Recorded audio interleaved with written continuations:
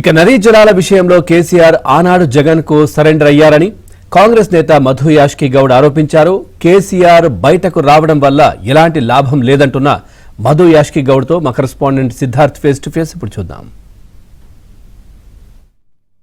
కేసీఆర్ కాసేపట్లో బీఆర్ఎస్ఎల్పీ సమావేశాన్ని నిర్వహిస్తూ ఉన్నారు. ఇక ప్రజల్లోకి వెళ్తాము. ప్రజల్లో కాంగ్రెస్ ప్రభుత్వ అరాచకాలను ఎండగడతామని కేసీఆర్ చెప్తా ఉన్నారు. ఇదే అంశాన్ని మనతో మాట్లాడడానికి ప్రచార కమిటీ చైర్మన్ మధు యాష్కి ఉన్నారు. ఆయనతో మాట్లాడదాం. సార్, హనీమూన్ పీరియడ్ అయిపోయింది ప్రభుత్వానికి.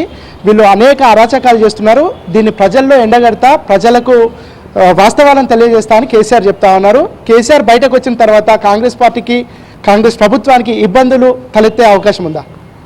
మాజీ ముఖ్యమంత్రి కేసీఆర్ గారు ఆరోగ్యం కుదుటపడి ప్రజా జీవితంలో చలికాలంతో చలిదట్టుకోలేక ఫామ్ హౌస్ వదిలిపెట్టి భాగ్యనగరానికి వచ్చి కాంగ్రెస్ పార్టీ ఇచ్చిన దయతోటి ఇచ్చిన ఎకరం స్థలంలో భవనం కట్టుకున్న ప్యాలెస్కి వచ్చి రావడం చాలా సంతోషం. మొదటిగా వారి ఆరోగ్యం కుదుటపడాలని, నిండు ఆరోగ్యంతో ఉండాలని, ప్రజాస్వామ్యంలో ప్రతిపక్ష నాయకుడి యొక్క పాత్ర కూడా ఉంటుందని చెప్పి మా ముఖ్యమంత్రి రేవంత్ రెడ్డి గారు పదే చెప్తా ఉన్నారు. అదన్నా తెలుసుకొని ఇప్పుడు వచ్చినందుకు సంతోషం. మేము చలికాలంతో వణకట్లేదు. 2 ఏళ్ల ప్రజా పరిపాలనతోటి రేవంత్ రెడ్డి గారు చాలా బ్రహ్మాండంగా పనిచేస్తున్నాడు. నిదర్శనం మొన్న 66% పైన సర్పంచ్లు గెలిపే ప్రజల యొక్క మద్దతు కూడగట్టుకుంటున్నది దానికి తార్కాణం. ఇవాళ కేసీఆర్ గారు రాజకీయాలు పదే కోరుకుంటా ఉన్నాం. అంటే ప్రజాస్వామ్యం వెలసిల్లాలంటే ప్రతిపక్ష పార్టీ కూడా గట్టిగా ఉండాలి. అది గట్టిగా ఉండాలని కోరుకుంటున్నాం. వాళ్ళ కేసీఆర్ లాగా ప్రతిపక్షం ఉండదని ఎప్పుడు అనుకోలేదు. లేక నరేంద్ర మోదీ లాగా కాంగ్రెస్ని కథం చేస్తామని చెప్పి ఇప్పుడు అట్లాంటి ఆలోచన మాకు లేదు. కాబట్టి వి వెల్కమ్ కేసీఆర్ గారు. Wish you good health and play as a leader of opposition role చేస్తే బాగుంటుంది. సార్, కష్టపడి తెచ్చుకున్నటువంటి తెలంగాణను కాంగ్రెస్ పాలకులు, కాంగ్రెస్ నేతలు వాళ్ళకు అనుభవ రాహిత్యంతో తెలంగాణను పూర్తిగా నాశనం చేస్తున్నారు అనేది వాళ్ళు చేస్తున్నటువంటి ఆరోపణ. ఏం చెప్తారు దీనికి? చూడండి, కేసీఆర్ గారు మంత్రిగా స్పీకర్గా పనిచేసి ముఖ్యమంత్రి అనుభవం లేకుండా 10 ఏళ్ళు పరిపాలించినారు.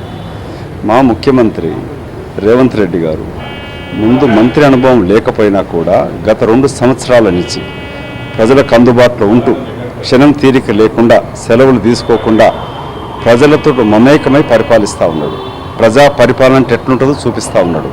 ఇవాళ సంక్షేమ పథకాలు కొనసాగిస్తూనే అభివృద్ధి పథకంలో నగరాన్ని నడుపుతూ హైదరాబాద్ తెలంగాణని ప్రపంచ పటంలో నిలిపినాడు. లక్షల కోట్ల పెట్టుబడులు రావడమే కాకుండా ఇచ్చిన హామీని కూడా నెరవేరుస్తూ ఉన్నాడు. సో రేవంత్ రెడ్డి గారి యొక్క ప్రభుత్వం బ్రహ్మాండంగా పనిచేస్తూ ఉంది. ప్రజలకు అందుబాటులో ఉంటుంది. డిప్యూటీ ముఖ్యమంత్రి కానీ మిగతా మంత్రులు కానీ అందుబాటులో ఉన్నారు. ఇది నిదర్శనమే. మొన్న ఎన్నికలు చెప్తాం. మీరు ప్రజా జీవితంలోకి రండి, ఆరోగ్యంగా ఉండండి, మీకున్న అనుభవంతో మా ముఖ్యమంత్రికి సలహాలు ఇస్తే ఇవ్వండి. రేవంత్ రెడ్డి గారు పట్టింపులకు పోవట్లే. మీరు ఒక తగు సూచనలు ఇస్తే తీసుకొని సిద్ధంగా ఉన్నాడు. మీ కొడుకుకి అహంకారం తగ్గించుకొని ప్రజలతో ఉండమని చెప్పండి.